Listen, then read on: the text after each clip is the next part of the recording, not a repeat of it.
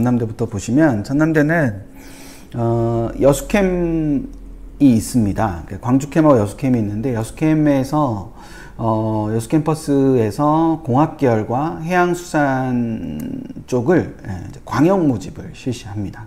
그래서 이제 뭐 광주에 있는 부분하고 여수에 있는 두 가지가 있는데 그 둘 중에서 이제 여수 쪽에서 공학계열하고 그러니까 공학계열, 공과계열 이렇게 다르거든요. 그러니까 이제 광주에 있는 건 공과계열, 여수에 있는 거는 공학계열 이런 식으로 다릅니다. 그래서 이 여수캠에 이 공학대학이랑 그 다음 여수캠에는 공학대학, 문화사회과학대학, 수산해양대학, 창의융합학부 이렇게 4개의 단과대학이 있습니다. 이렇게 4개의 단과대학이 있는데 이 4개의 단과대학 중에서 이 공학대학의 공학계열 그리고 수산해양대학의 해양수산광역 모집을 실시한다라고 생각을 해두시면 될 거예요. 그래서 그리고 이제 학종 중에서 고교생활 우수자 1이 있고 고교생활 우수자 2가 있는데 고교생활 우수자 2 전형은 여수캠만 뽑습니다. 그리고 고교생활 우수자 1은 광주캠만 뽑는 그런 차이가 있다라는 것도 함께 알아두시면 좋지 않을까 싶습니다. 되셨죠? 자, 그리고 서류평가 항목이 4개에서 3개로 변화했어요.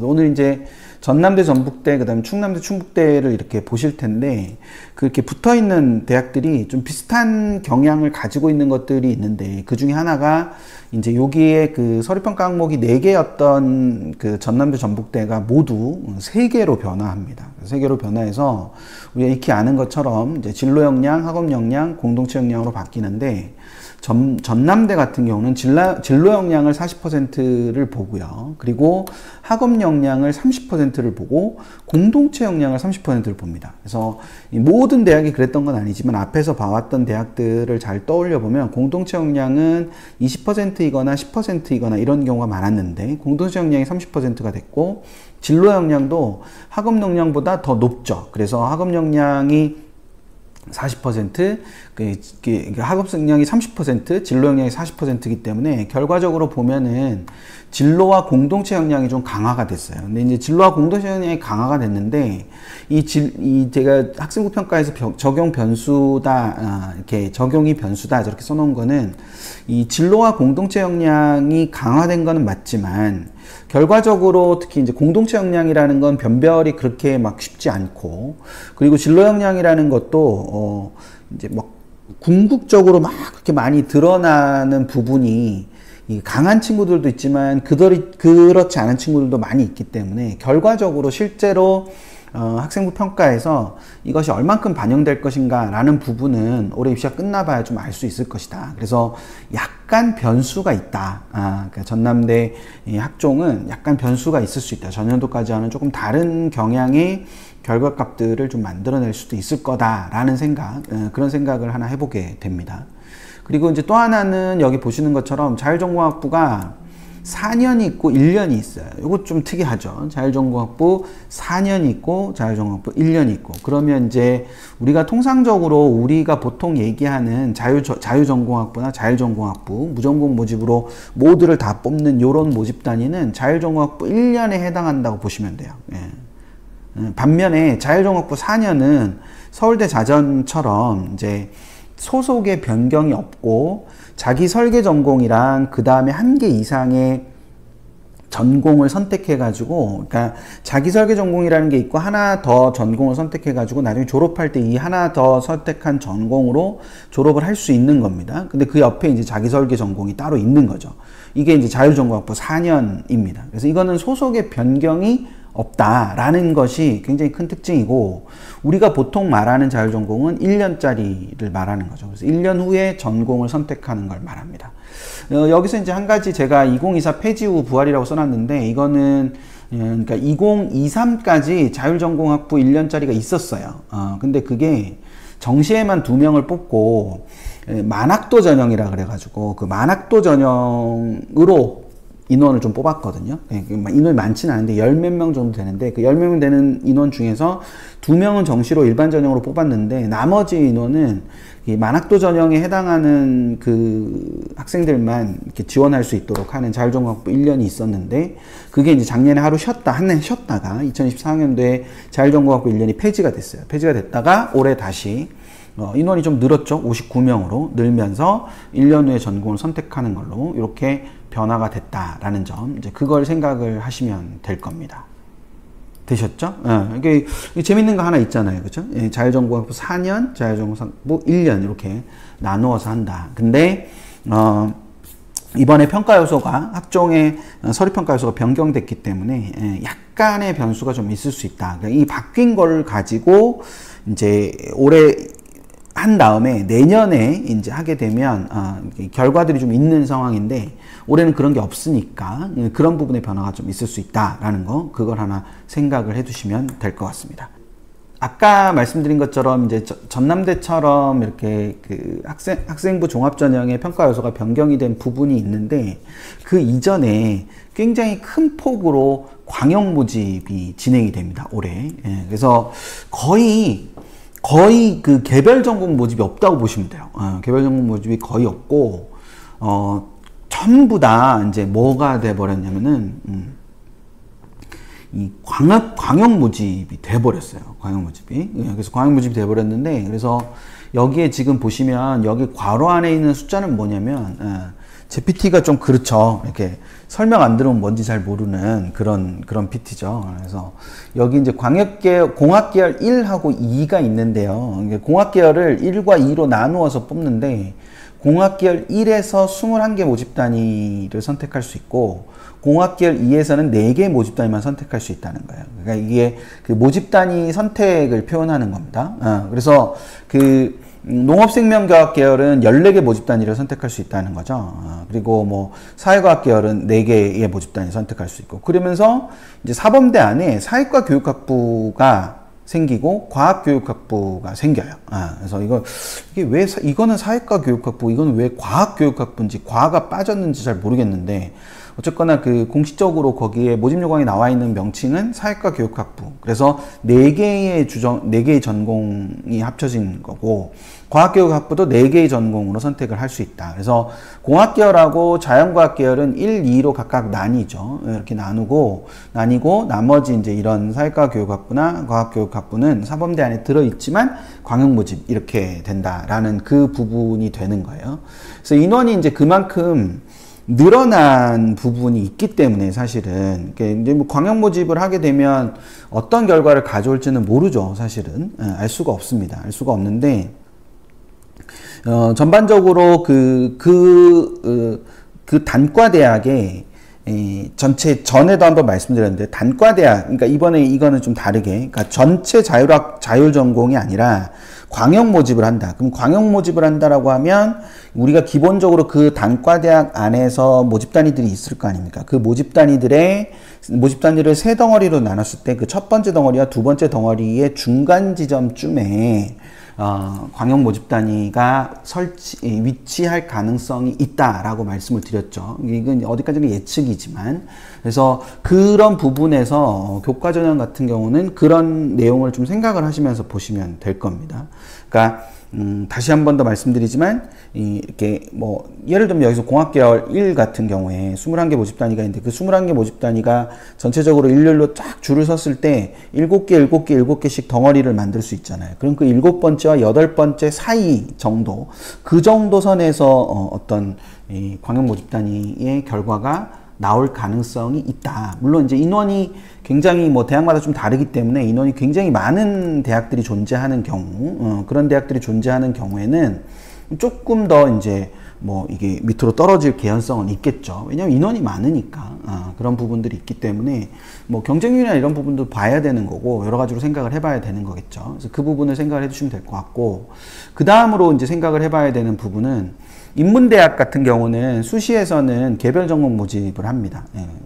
그 개별 전공 모집을 하고 사범대학은 수시와 정시 모두 개별 전공 모집을 한다는 특징을 가지고 있어요. 그래서 간호나 스마트팜이나 수의의 약학, 치의에 의해 국제학부만 모집 단위를 유지하면서 진행을 하고요. 그리고 사범대학도 모집 단위를 유지하는 것처럼 보이지만 아까 말씀드렸던 대로 사회과학 교육학부랑 과학교육학부가 통합이 됐기 때문에 그러니까 광역 모집을 하기 때문에 모집 단위를 유지하고 있다고 보기 어렵습니다. 그래서 요렇게 모집 단위를 유지하고 있는 거다라고 생각하시면 될 것 같고, 그 다음에 이제 자율전공은 따로 있는데, 융합자율전공은 따로 있는데 인원이 많지는 않아요. 134명에 26명. 그래서 융합자율전공학부 1과 융합자율전공학부 2 이렇게 나뉘어집니다. 그래서 융합자율전공학부 1은 전주 캠퍼스고요. 융합자율전공학부 2는 익산 캠퍼스입니다. 익산 캠퍼스가 이제 생명과학대학 캠퍼스이기 때문에 수의과대학도 익산에 있죠. 예, 수의대도 익산에 있는데, 물론 이제 뭐 전주에서 수업을 듣기도 하고 익산에서 수업을 듣기도 하고 셔틀도 왔다 갔다 하고 뭐 전주와 익산이 아주 멀진 않기 때문에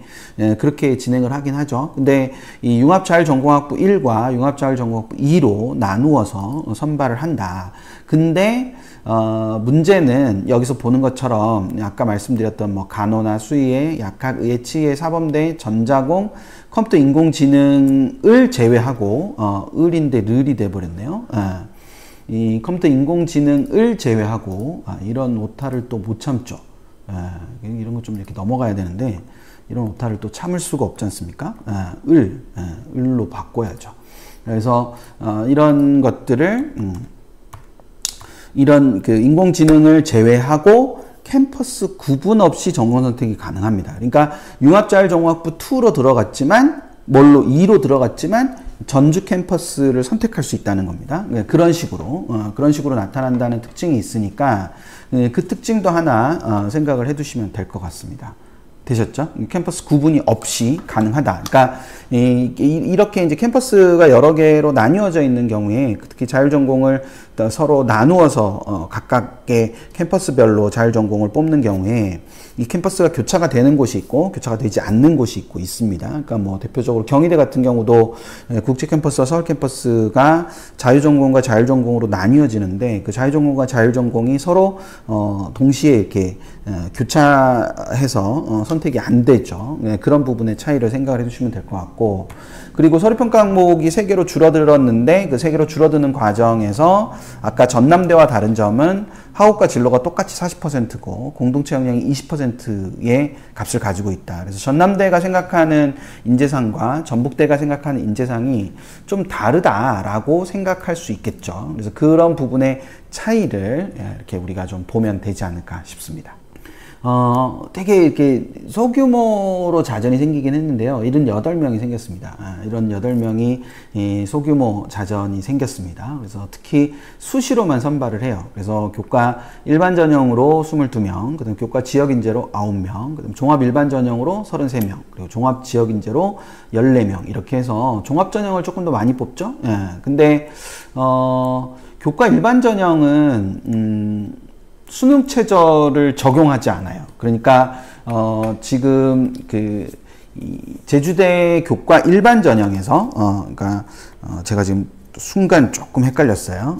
잠깐만 컨닝할게요. 제주대 일반 교과 전형에 이렇게 보면 수능 최저가 있는데 이 자전만 수능 최저가 없어요. 나머지 수능 최저가 있는데 자전만 수능 최저가 없습니다. 그러니까 뭐 경영하고 행정 야간 학부하고 그다음에 자전이 모두 최저가 없기 때문에 그런 특징이 있고, 그 다음에 종합 전형에서 면접이 있는데 지역 인재 종합 전형이든 학생부 일반 학생 종합 전형이든 간에 모두 면접이 있는데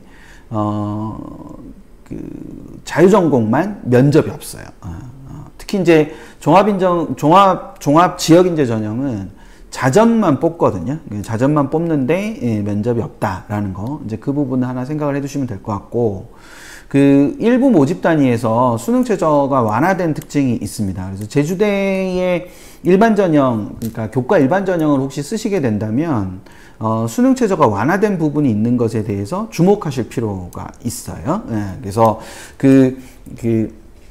수능 최저가 적의 특정 지정 영역이 폐지됐다라는 게 무슨 말이냐면, 어떤 모집 단위마다 이렇게 수학을 지정을 해놓고, 수학을 무조건 꼭 필수로 포함시켜야 된다. 뭐, 그게, 이제 뭐 그 미적 확통을 지정하는 경우도 있고, 미적 기하를 지정하는 경우도 있고, 미적 확통, 그러니까 확통이어도 상관없기는 한데, 일단 수학이 필수로 포함되어야 한다라는 그런 게 있었는데, 그 모집 단위들이 중에 일부가 특정 영역 지정을 폐지를 했어요. 그리고 탐구를 평균을 사용하는 데 있어서 절사를 사용을 합니다. 그러니까 탐구 평균의 절사라는 말은 무슨 말이냐면은, 그러니까 예를 들어서 두 개 등급합 5가 있는데 탐구를 두 과목 평균을 반영을 해요. 그래서 한 과목은 3이고 한 과목은 그러니까 한 과목이 3이야. 그러면 이제 두 개 등급합 5면은 뭐가 필요한 거예요? 두 개 등급합 5면은 이게 3이고 하나가 2가 필요하잖아요. 근데 하나를 탐구 영역을 쓸 수밖에 없어. 그래서 탐구 영역을 쓰는데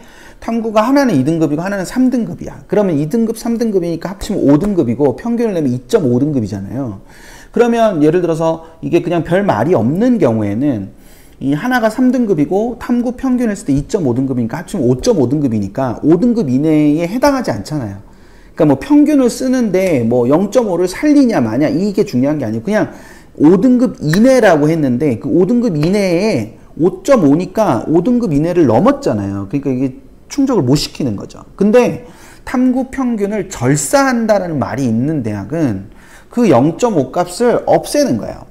없애는 거니까, 절사하는 거니까, 없애버리는 거니까, 그냥 2로 들어가는 거죠. 그럼 합쳐버리면 5등급의 최저를 맞추는 거잖아요. 그러니까 그런 상태가 되는 겁니다. 그래서, 예를 들어서 이제 제주대 일반 전형이 두 개 등급합 9, 뭐 두 개 등급합 10 이렇게 되는데, 그러면 두 개 등급합 9인 경우에 9.5가 되어도 9.5는 탐구를 사용하지 않으면 나올 수가 없는 거예요. 국어, 수학, 영어는 그냥 등급이 딱딱 정수로 떨어지니까 탐구 두 개 평균을 사용했을 때만 0.5가 나올 수 있고 그 0.5가 나왔을 때 그 0.5를 버린다는 거예요. 절사라는 말이 버린다는 말이죠. 그래서 그 부분을 가지고 생각을 하면 특히 이제 수의회나 약학 같은 경우에 세계 등급합 7인데 그 세계 등급합 7이 절사가 되기 때문에 7.5까지도 된다는 거죠. 그러니까 그런 부분들이 있다는 특징을 생각을 해 두시면 될 겁니다. 그리고 이 일부 모집 단위의 명칭이 변경이 되고 분리가 됐는데 그 생물산업학부라는 게 이제 스마트팜 학부. 그래서 요즘 스마트팜이라는 말 엄청 많이 쓰거든요. 예, 그 스마트팜 학부라는 학부로 이제 변경이 됐고 화학공학과는 화공그린에너지학과. 그래서 이게 화공그린에너지학과만 딱 보면은 이게 언뜻 화학공학과에서 이름이 바뀌었다. 화공이라는 게 있기는 하지만 그래서 이게 연관성을 찾기가 좀 어려운데 모집 요강에 보면 명칭을 변경했다라고 하고 이렇게 명칭이 바뀌었다라는 게 있으니까 그걸 참고로 하시면 됩니다. 그리고 전기에너지공학과 같은 경우는 전기공학과랑 원자력공학과로 분리가 됐어요. 분리가 됐으니까 작년까지 입결을 판단을 할 때 올해 스마트팜 학부가 의 입결을 판단하고 싶다. 그럼 생물산업학부에서 결과를 보고 대칭을 시켜가지고 이걸 판단하면 되겠구나라는 걸 생각을 할 수 있는 거죠. 그러니까 그런 식으로 보실 수 있는 겁니다. 그래서 대학들이 모집 단위 변경을 자주 하기 때문에 그 전년도, 그러니까 올해 처음 뽑는 모집 단위가 있고 작년까지 뽑았는데 올해 모집 단위가 바뀐, 모집 단위 명칭이 바뀐 모집 단위가 있거든요. 그러면 이걸 전년도의 요 결과를 보면 되겠구나 라는 걸 오늘 또 하나 배우실 수 있는 거예요. 제주대를 쓰지 않으시더라도 그렇게 보실 수 있는 거니까 그걸 생각을 하시면 될 겁니다. 그리고 이 서류평가 항목이 특이해요. 그러니까 전공 적합성이라는 것이 있고 자기주도성이라는 것이 있고 인성 공동체 기여도가 있는데 인성 공동체 기여도가 40%나 됩니다. 그쵸? 예. 그래서 요런 특징이 있는데 여기에 그 자기주도성이라는 데 보면은 이 자기주도성 안에 뭐가 있냐면은 이 성실성이랑 그 다음에 리더십이 요 안에 있어요. 자기주도성 안에 있습니다. 그러니까 인성과 공동체 기여도가 40%나 돼서 굉장히 큰데 실제로 자기주도성이 30%라고 되어 있지만 이 자기주도성 안에도 뭐가 있냐면 성실성이라든지 리더십 부분이 있기 때문에 굉장히 그 제주대는 그 우리가 흔히 말하는 공동체 의식이라든지 인성이라든지 이 부분에 차지하는 비중이 굉장히 높은 겁니다. 그쵸? 예, 그래서 그런 부분들의 특징들이 있기 때문에 그거를 생각을 해 두시면 되지 않을까 싶습니다. 예. 이게 우리 이런 시간 아니었으면 제주대가 이렇게 뽑는다는 건 몰랐을 거 아니에요. 그쵸? 예, 예. 그래서 이렇게 뽑는다. 그래서 나중에 뭐 사위 될 아이가 또는 며느리 될 아이가 왔는데 제주대를 학종으로 갔다더라. 그러면 야, 너는 인성은 좋은데? 이렇게 판단할 수 있겠죠. 예. 아닌가? 너무 직업병인가? 너무 직업병인가? 그냥 재밌자고. 재밌자고 그냥 하는 얘기입니다. 예, 그러니까 이런 일 하다 보면 이제 그렇게 하게 되거든요. 병원에 가면 뭐 이렇게 그 병원에 가면 어느 대학 나오셨는지 이렇게 적혀 있잖아요. 그럼 저 몇 학번쯤 될 텐데 저 때는 어떻게 뽑았는데 뭐 이런 거 이런 거 하죠. 예, 그런 거 하게 됩니다. 저 때는 국어를 반영 안 할 텐데 이 국어를 잘 못하셨나? 뭐 이런 생각을 하고 막 그럴 때가 있습니다. 그러니까 제가 이제 이런 직업을 갖고 있다 보니까 직업병을 이렇게 하게 되는 거죠. 뭐 그럴 수 있죠. 그러니까 뭐 이렇게 우리 멘토들 만나도 이렇게 제가 이렇게 멘토들 만나면 이렇게 뭐 이렇게 그리고 뭐 신입사원 면접을 본다. 그럼 어느 대학을 갔대요. 그럼 그래 무슨 전형으로 갔어요? 이렇게 물어본단 말이죠. 무슨 전형으로 갔어요? 이렇게 물어보면 무슨 전형으로 갔다 그러면 그러면 어떤 측면이 뛰어나겠군요. 뭐 이렇게 얘기하고 막 이러는 그런 게 있답니다. 그렇게 된다. 근데 제주대에서 하나 이제 조금 다른 데 쓰시는 분들도 참고 삼아서 꼭 한번 보셨으면 좋겠는 게 제주대 모집 요강의 52쪽부터 56쪽에 보면 모집 단위별 인재상이 있어요. 되셨죠? 그러니까 모집 단위별 인재상이 있어가지고 그 모집 단위별 인재상이 그러니까 어떤 능력이 있어야 하고 그 능력을 어느 과목에서 볼 거고 뭐 이런 게 있어요. 그래서 한번 그냥 반드시 뭐 모든 대학이 제주대처럼 평가하진 않겠지만 이런 평가 요소도 있을 수 있구나라는 거를 꼭 한번 보셨으면 좋겠습니다. 그래서 제주대 그 모집 요강 다운 받으셔갖고 입시채널에 가면 있잖아요. 입시채널에 오셔가지고 제주대 모집 요강을 다운 받아서 52쪽부터 56쪽까지 이렇게 펼쳐서 보시면 모집 단위별 인재사항이 자세하게 설명이 되어 있습니다. 그래서 그걸 한번 참고로 보시는 것도 좋습니다. 혹시 기억나시는지 모르겠는데 그 국립대들이 모집 단위를 굉장히 세분화해서 오랫동안 유지하고 있다고 말씀드렸죠. 그러니까 사립대학들 같은 경우는 모집 단위의 통폐합이나 이런 것들이 굉장히 자주 일어나는데 국립대학은 모집 단위의 통폐합이나 이런 것들이 잘 일어나지 않습니다. 그래서 뭐 예를 들면 전자전기공학부라고 우리는 보통 생각하지만 대체로 국립대학들은 전자공학과와 전기공학과가 나뉘어져 있는 국립대학들이 많이 있습니다. 그런 식으로 국립대학들이 그렇게 조금씩 모집 단위들이 조금 세분화되어 있거나 우리가 평소에 잘 보지 않던 모집 단위들이 아직 존속하고 있는 그런 경향들이 좀 있거든요. 그래서 그런 대학들의 이 모집 단위별 인재상이나 이런 것들을 보면서 힌트를 얻으실 수도 있어요. 그래서 그런 부분을 예전에 한번 말씀드린 적이 있는데 지금 다 이제 막 원서 쓰시느라고 기억이 안 나시고 잊으셨겠죠? 그래서 다시 한번 짚어드립니다. 국립대학의 모집 단위별 인재상을 보면서 힌트를 얻을 수도 있다. 되셨죠? 네, 그렇게 생각을 해두시면 될 것 같습니다.